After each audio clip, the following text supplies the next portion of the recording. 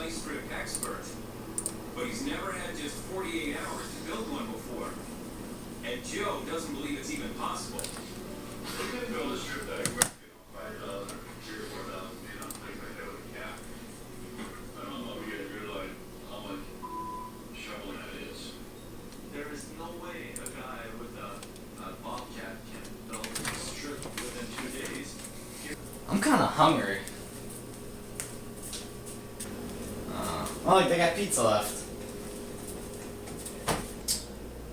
Need a plate.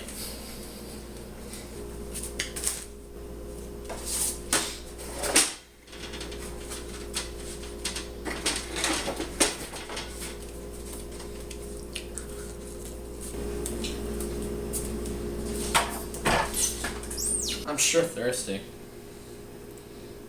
think I'm gonna go get something to drink.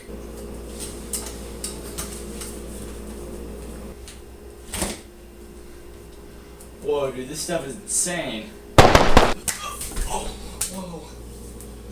Whoa. Whoa. That was insane. Okay, too much adventure for one day. I'm going to bed.